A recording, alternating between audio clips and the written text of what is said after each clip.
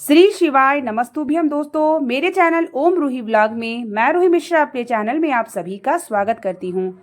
महादेव की कृपा से आप सभी स्वस्थ होंगे ये भी कामना करती हूँ। आज मैं आप सभी को वीडियो में शेयर करने वाली हूँ कि घर के पूजा घर में पूजा सामग्री क्या क्या होना चाहिए जिससे हम भगवान का श्रृंगार कर सकें, और मैं कैसे रखती हूँ ये भी मैं आपको शेयर करने वाली हूँ। वीडियो के अंत तक बने रहेंगे तो आपके लिए बहुत ही हेल्पफुल होगा। वीडियो को लाइक और कमेंट में भगवान का नारा ज़रूर लगाइएगा। जब भी हम पूजा घर बनाते हैं तो पूजा सामग्री हमारे घर में बहुत कुछ ऐसी होती है जो बहुत ही ज़रूरी होती है और हमें ज़रूर रखना चाहिए।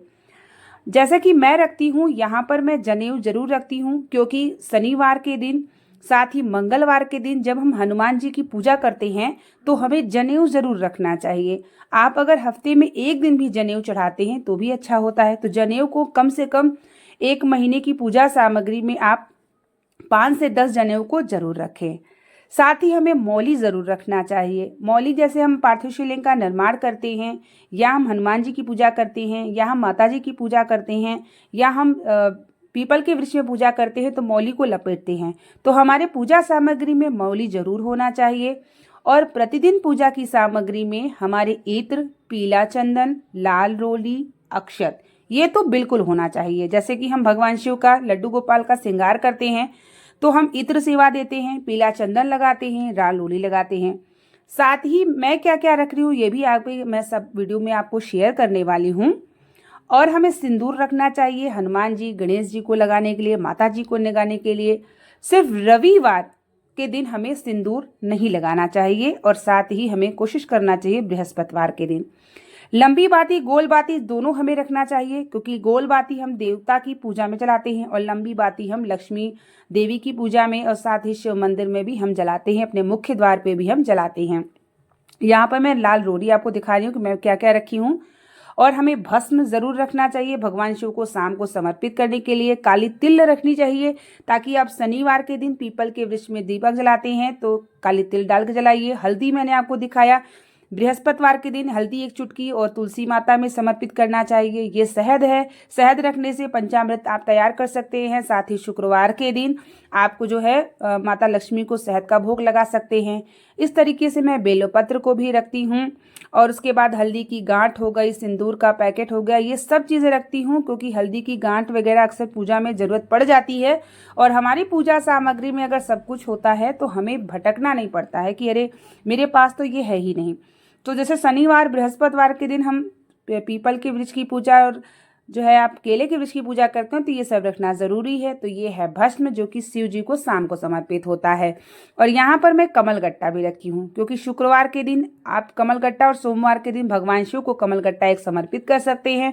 अगर आप कमल का पुष्प नहीं है, कमलगट्टा समर्पित करते हैं तो माता लक्ष्मी प्रसन्न हो जाती हैं।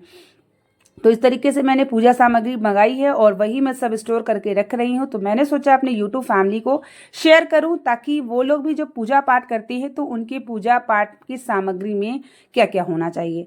और जैसे कि हमें दियली रखना चाहिए, जैसे हम मंदिर जाते हैं या पीपल के वृक्ष में हो गया, या हम जो है बृहस्पतिवार के दिन दीपक जलाते हैं तो मिट्टी का हमारे पास होना चाहिए। तेल है ये, ताकि आप शनिवार के दिन हो गया या अपने मुख्य द्वार पर शनिवार के दिन अमावस्या के दिन दीपक जलाएं।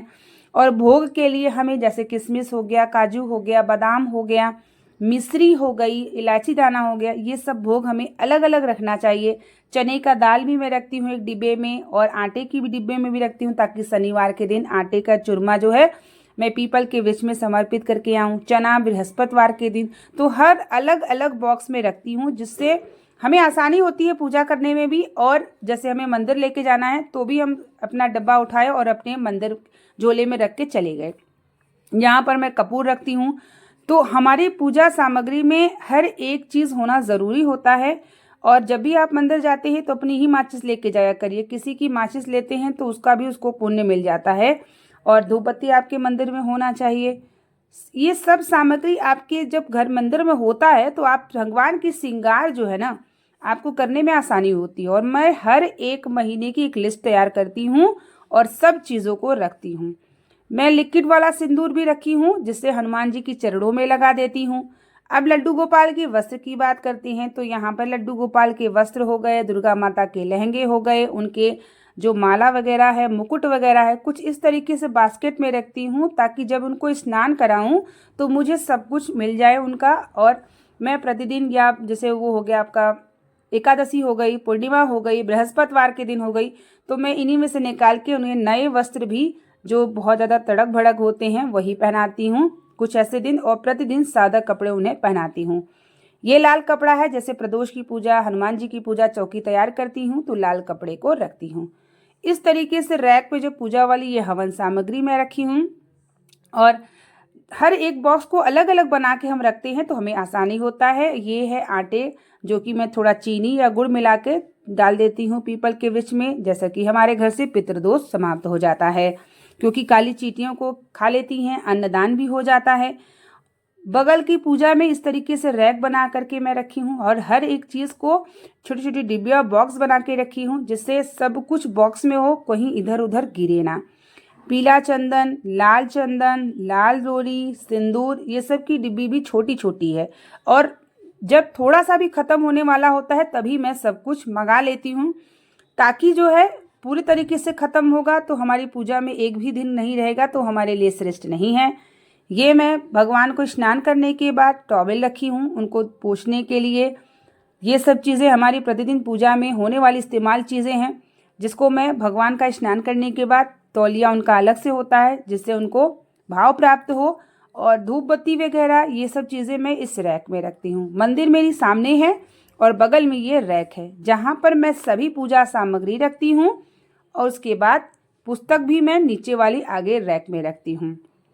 हमारी पूजा सामग्री में कुछ इसी प्रकार से जब होता है तो आप शनिवार हो गया, या आप मंगलवार हो गया, या आप सोमवार हो गया, या बृहस्पतिवार हो गया, सब कुछ आपको मिल जाता है तो आपको पूजा करने में भी आसानी होती है, और भगवान का जो प्रिय है वो सब चीज़ भी आप रखते हैं।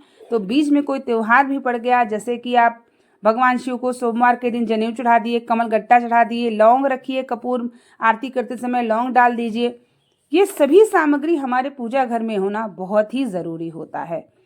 तो मैं कुछ इसी प्रकार से अपना रखती हूँ, और भगवान का भाव हमें जितना प्राप्त होता है, और मैं ये सोचती हूँ कि जैसे मेरे महीने का घर का सामान गृहस्थी का होता है, वैसे मैं पूजा के सामान को लिख लेती हूँ कि क्या क्या चीज़ें ख़त्म होने वाली, उसके पहले ही मैं सब मंगा लूँ। और जो भी चीज़ें डिब्बे वगैरह खाली होती है ऐसी जगह फेंकिएगा जहाँ भगवान का निर्माण होता है।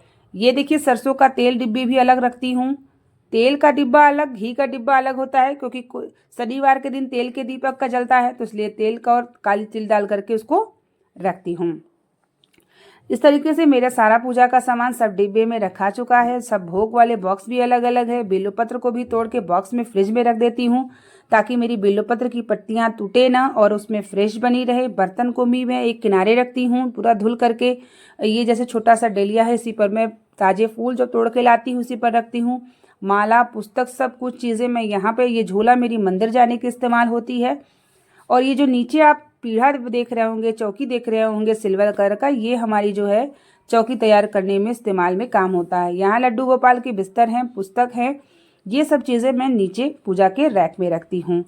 तो कुछ इस प्रकार से हमारे जो घर के मंदिर की पूजा सामग्री होती है मैं इसी प्रकार से रखती हूँ। और आप सभी भी भगवान की श्रृंगार के लिए यही सब सामान ज़रूर रखें, जिससे आपको पूजा करने में आसानी हो। साथ ही आपके शनिवार, मंगलवार जो भी पूजा करते हैं सभी सामग्री आपके घर में होती है तो आपको भागना नहीं पड़ता है। फ्रिज में आप पान के पत्ते को, तुलसी को और जो है बेलोपत्र को कपड़े में बांध के स्टोर करके रख सकते हैं। तो उम्मीद करेंगे कि वीडियो आपके लिए हेल्पफुल होगी। वीडियो पसंद आई होगी तो इसे शेयर कर दीजिएगा।